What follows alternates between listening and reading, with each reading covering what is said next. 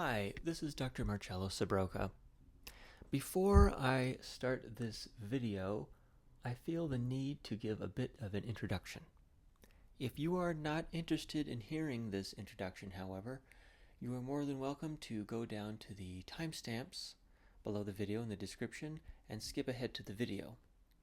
Otherwise, I feel the need to explain a couple things in this video, as it's unusual compared to most of the videos I make. So the video is about how to approach and interpret contemporary music, and that's a topic that I care a lot about.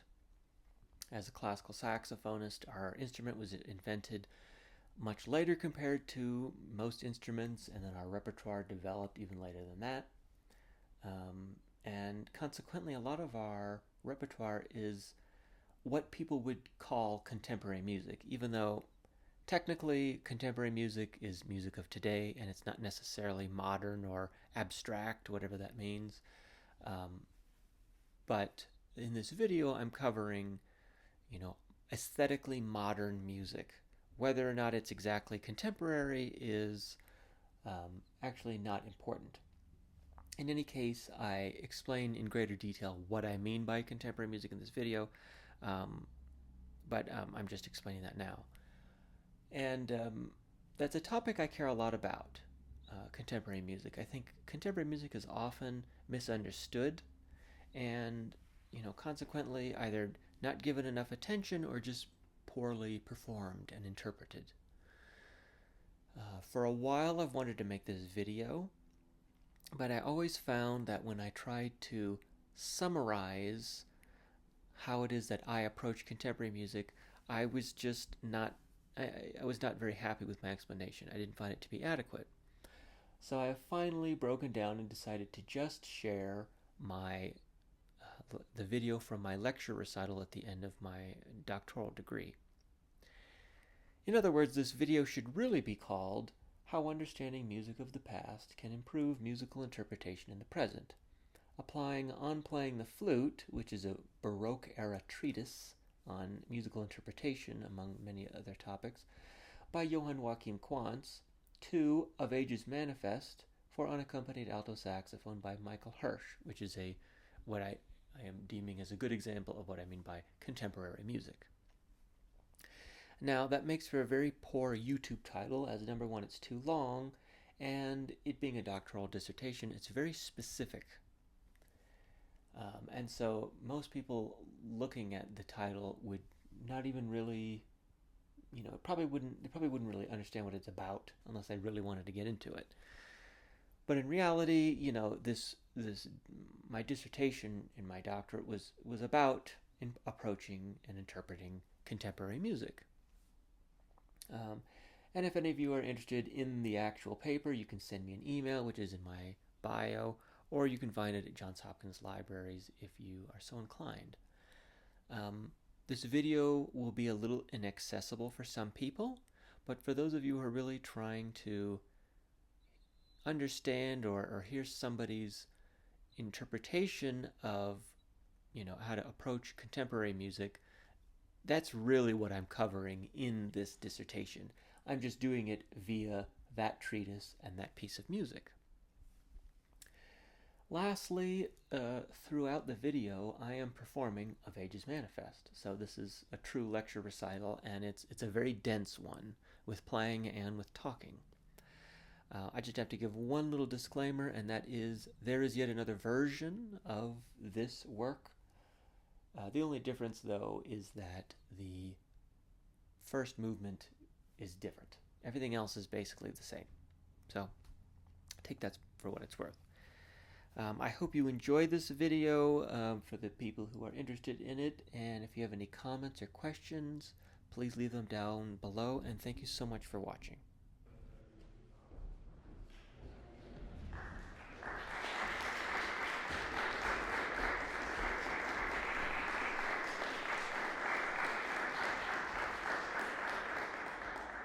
Good evening, everyone. Nice to see you all. And welcome to my presentation of how understanding music of the past can improve musical interpretation in the present, applying On Playing the Flute by Johann Quantz, published in 1752, to A Vege's Manifest for solo alto saxophone by Michael Hersch, written in 2012 and revised in 2021. So why would we want to apply such an old treatise to such a new piece of music, or what would be the benefit of it? Well, several things have to be explained before I can answer that question. First off, what are the difficulties of new music, or possible difficulties of new music? Well, new music can be difficult for a performer to play because perhaps the music is written with unusual notation, or perhaps there is unusual musical language in the piece. And lastly, perhaps a piece of new music might have unusual instrumental demands, all of which makes it difficult for a performer to understand best how to present such a work. Despite this difficulty, there are some new music guides that exist, but they largely fall under the category of new instrumentation. What I mean by that is they talk about things like the different effects for different instruments, the fingerings needed to produce them, and maybe how to notate it. But none of them really talk about the details needed for good musical interpretation. Examples would be The Other Flute by Robert Dick, or New Direction for Clarinet by Philip Rehfeldt. But not every piece of new music displays difficulties, or poses difficulties, or does something very new. That's not to say that they're not unique pieces of music, but maybe they don't pose the difficulties I mentioned earlier. So, for the sake of this presentation, when I say new music, I'm talking about music that belongs to either the 20th or 21st century, is typically, though not exclusively, non-tonal. Perhaps it displays unusual musical language, like disjunct lines, or unusual or complicated rhythms. Sorry, and or it's a piece of music that has unusual instrumental demands. Examples of this would be, well, I'll give two. One would be Luciano Berio's Seventh Sequenza. It's a 12-tone, first off, it's written in 1969, the 20th century. It's based on a 12-tone row. It has unusual notation because it's spatially notated, which can be very problematic because it's an inexact way of notating pitch duration. There are unusual musical language because it can be disjunct and have very complicated rhythms despite the spatial notation. But another example would be the first movement, or really the entire A Vege's Manifest, which I'll be playing this evening. I'll just play the first movement to give an oral example of what I mean by new music in this presentation. This first movement, which, to clarify, I'm not going to have the time to explain every single movement, but I will be playing the entire work.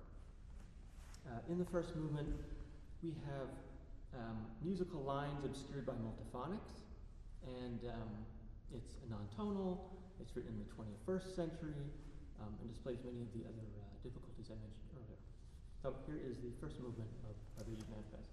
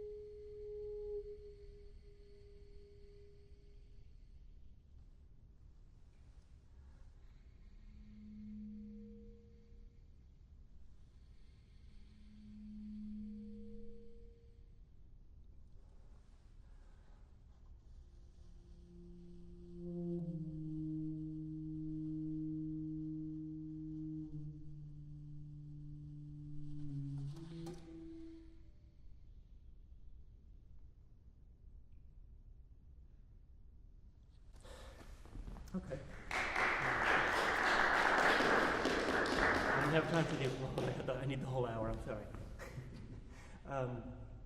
So, despite the description I gave earlier, there are some pieces of music that fall into the description I gave, but are not really pertinent in this conversation or this presentation. And those would be pieces of music that could be described more as textural. An example would be mid-20th century music pertaining to the movement of pointillism or punctual music. An example of a work would be a Kruschspiel by Karl-Heinz Stockhausen. And the reason why they don't really pertain to this conversation that much, not 100%, but it's because typically they're made up of pieces where the note or notes being played at one time are very isolated for those around them. And so it inhibits the performer from being able to connect the notes. So it's a very rigidly designed music that takes a lot of control away from the performer. In other words, you can't do that much phrasing in them, which brings me to my next topic, which is what is phrasing? Well, there's two ways to approach phrasing. One is the theoretical perspective, and the other is the perspective of a performer. So from a theoretical perspective, I'll use a definition by Douglas Green in his book, Form and Tonal Music. It's a very simple quote that touches upon phrasing. He says, motives form to create a phrase member or a subphrase, which form to create a phrase, and those phrases outline a larger unit in a piece. Sometimes a larger unit is the A section to a binary form, the development section to a sonata form, but there are some pieces in which there is no real coherence, but the point is that you can break pieces down to smaller and smaller units. So that's the importance that I want to draw your attention to when it comes to phrasing. From the perspective of a performer, I'd like to use a description given by George Kochevsky in his article on phrasing in J.S. Bach keyboard works.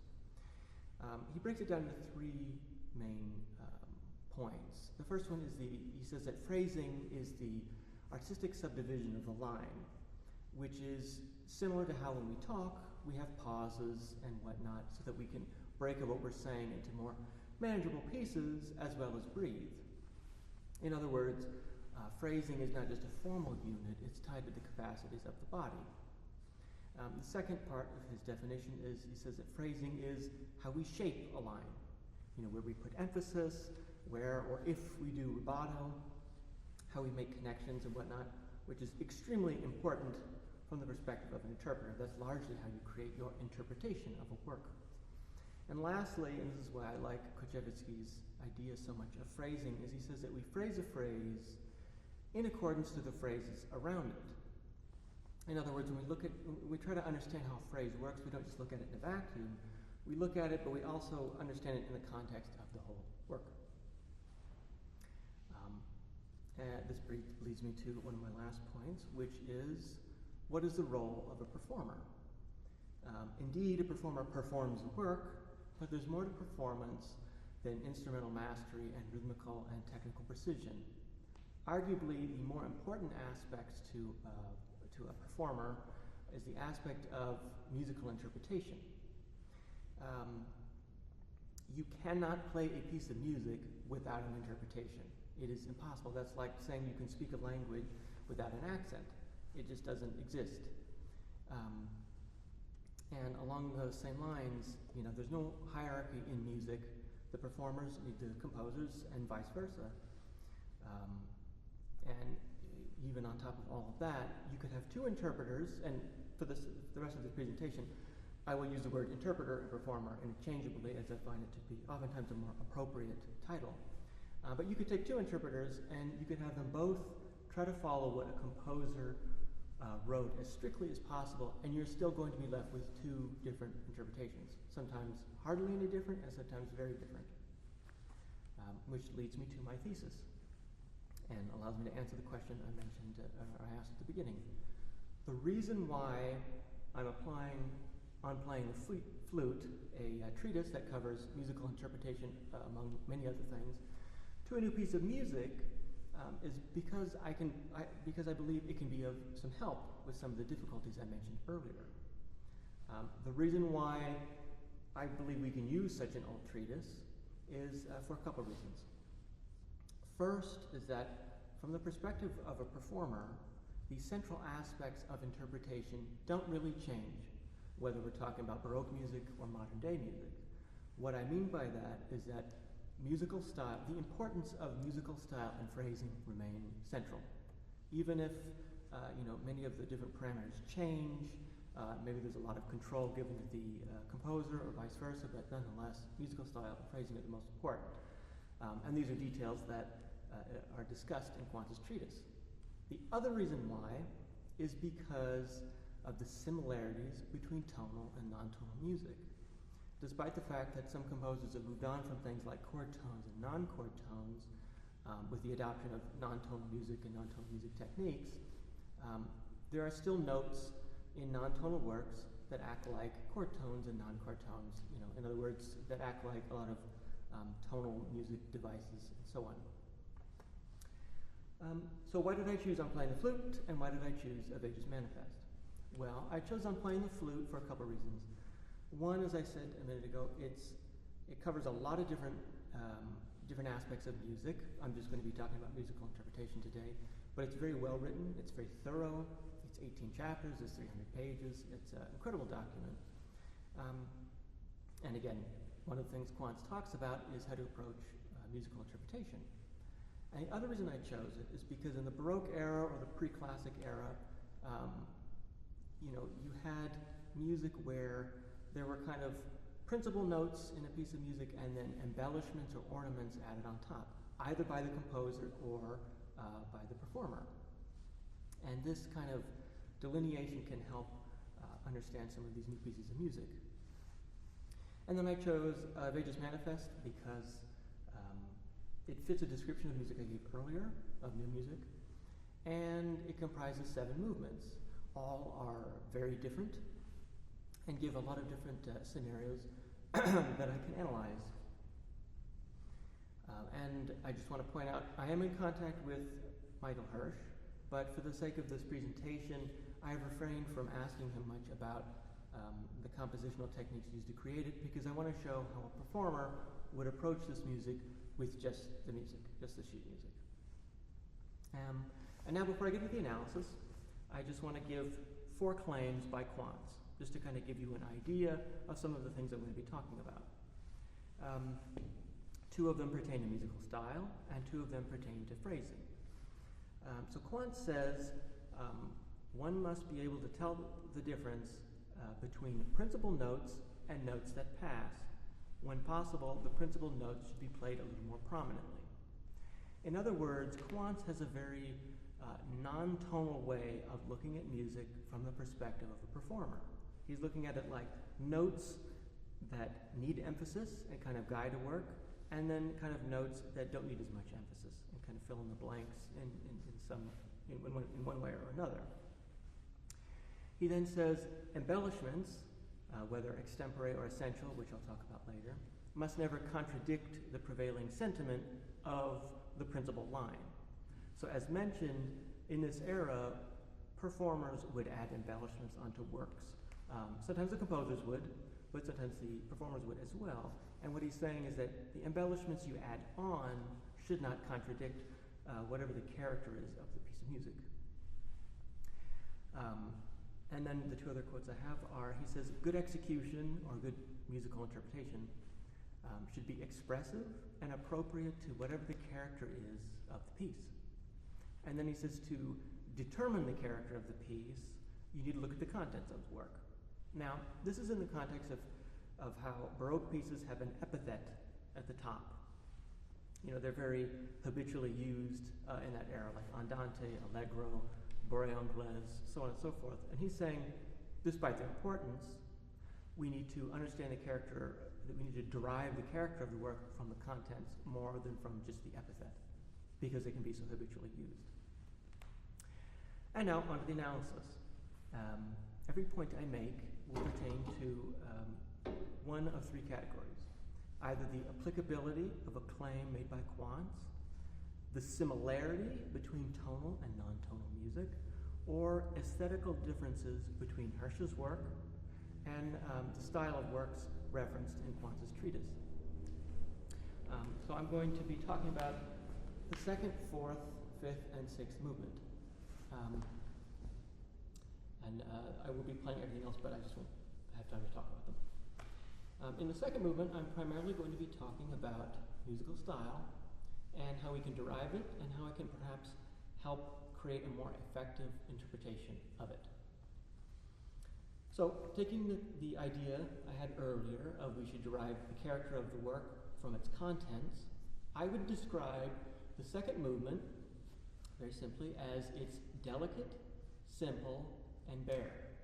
I say delicate because it's piano and below, other than one loud gesture. It's piano, pianissimo, three Ps, or niente. This is not something that we would see in the Baroque era. You know, an entire piece basically written around nuances of piano. I say it's simple because all the musical gestures are either a single note or a couple notes, usually just a simple swell, and there's no fast rhythms in it either. And then I say that it's bare, and this is really important, because there are so many rests in it. And not only are there a lot of rests, but some of them are very long, up to 10 beats in length, and its quarter note equals 36. So for a solo work, that's a lot of space to add into a piece of music. So putting those descriptors aside, I want to bring up another claim by Quantz. He says that in order to perform a piece the best, we need to try and enter into the same state of mind in which the composer wrote the work. Well, taking that idea with the description I just came up with, I extrapolate from that though not indicated, the rests in this second movement in particular, but throughout the rest of the work, are an indication of as close to real silence as possible. What that might mean is maybe you're not shifting positions, maybe you're not turning around, you know, moving the jacket or whatever, or moving the keys, or maybe even not breathing sometimes. This may sound like kind of an underwhelming conclusion to make about the second movement, but in reality it's taking it from this really simple piece of music that could easily be misinterpreted and therefore be very ineffective, and it makes it almost theatrical, which I will now demonstrate. This is the second movement, and then I will play the third movement without any explanation.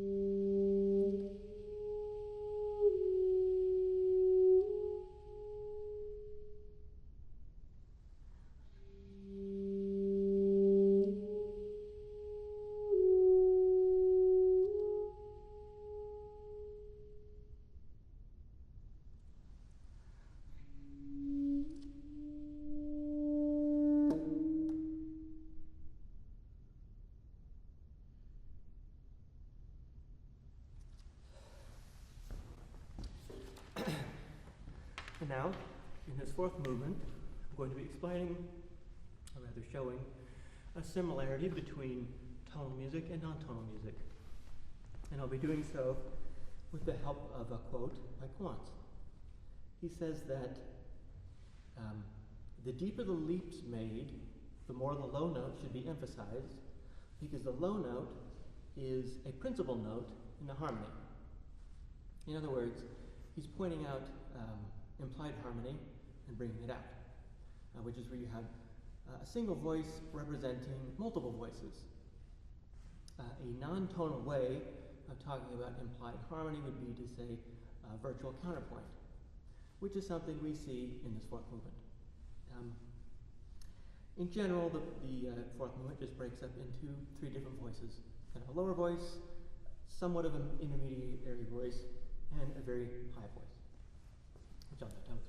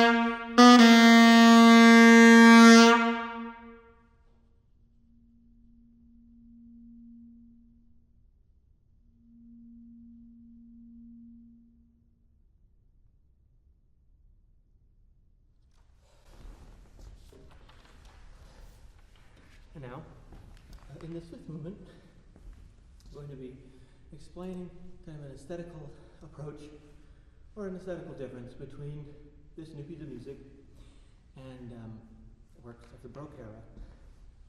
So, in general, we see a lot of new music composers simply augmenting past ideas. In the second movement, for example, we had extreme dynamics. We had an entire piece built around a quiet dynamic of piano. In the fourth movement I just played, we have a work entirely written around fortissimo and above. We also see new music composers use more and more complicated rhythms, larger registral leaps, so on and so forth. Well, to me, I interpret this fifth movement as having an overall effect of one giant crescendoing leap, which is to say, and so I think the fifth movement represents kind of a modern composer greatly augmenting the idea of a crescendoing leap. What I mean by that is, in the beginning, we have single note crescendos, but then as we get to the end of the work, we have multi-note crescendos that become even longer, more notes. The overall registral change from the first note to the last note grows a lot, as well as the final dynamic of each crescendo gets even louder from those in the beginning. So here's the fifth movement.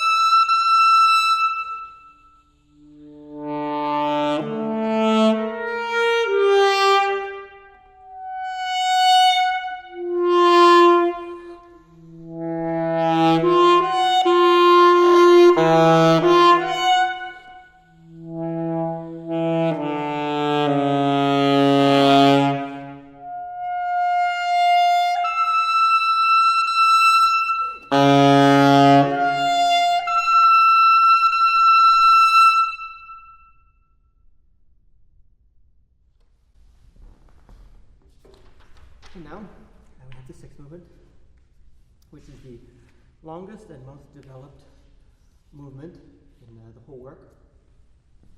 And I'm using it as an example of the aforementioned principal notes and notes that pass, as well as how in new pieces of music we can kind of make a delineation between, notes that act like embellishments or ornaments and notes that don't.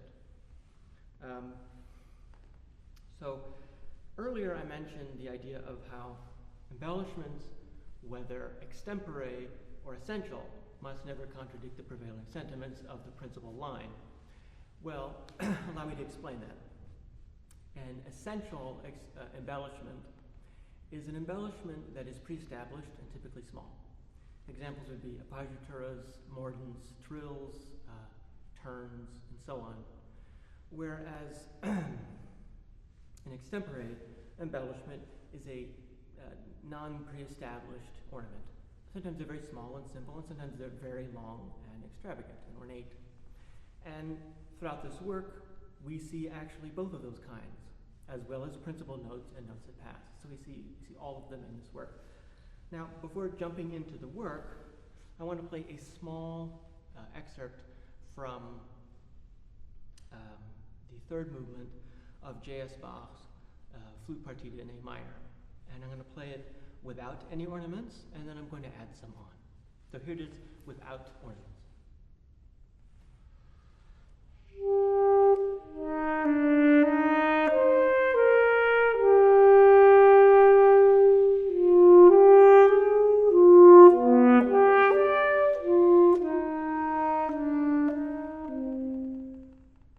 And I'm going to add ornaments, and I'm going to add a mixture of extempore and essential embellishments. The essential ones will be an appoggiatura, a turn, and then toward the end a trill. And then I'll have some small extempore ornaments in there as well.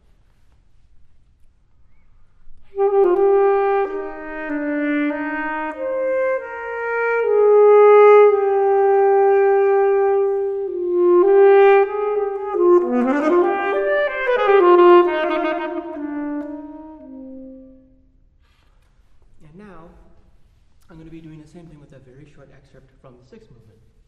I'm going to remove everything that I believe to be an embellishment, and I'll leave in, for the most part, the notes that pass, but especially the principal notes, or what I believe or interpret as the principal notes.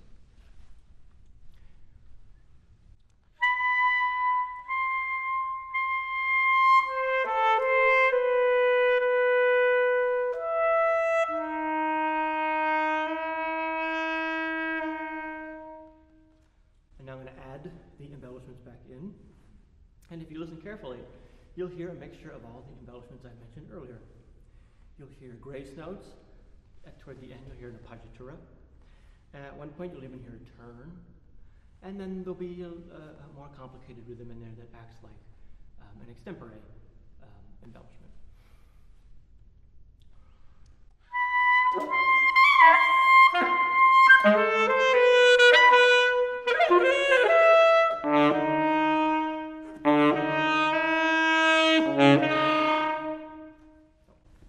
Those are my intermediary examples.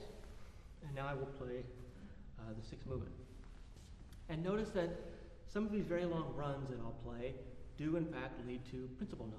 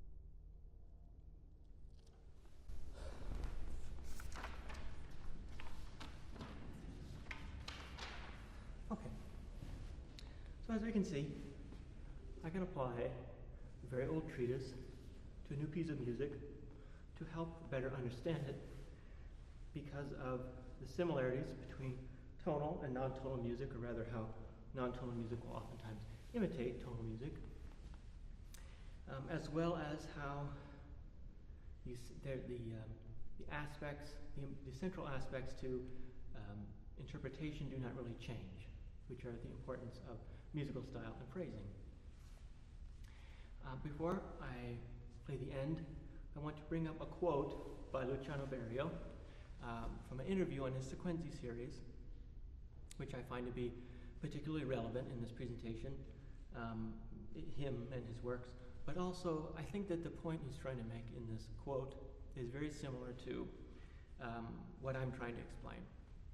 He says that in his Sequenzi series, which there are 14 sequenzi, all for solo instruments, and display all the characteristics I mentioned for a new piece of music, he said there are many unifying elements in this series. Some of them are planned and some of them are not. But the element that is the most outward, the most planned, the most prominent would be the element of virtuosity. But he doesn't want people to misinterpret that as somebody with great technique but who's not really thinking about what they're doing. He says that in today's world, which this is from about 20 or 30 years ago, an honorable virtuoso, as he puts it, is somebody who is able to place themselves in a vast historical perspective, and is therefore a virtuoso of knowledge. He then also says he has neither the time nor patience for so-called contemporary music specialists. Now, I believe he shows so much contempt for specialists in contemporary music because to him the idea is contradictory.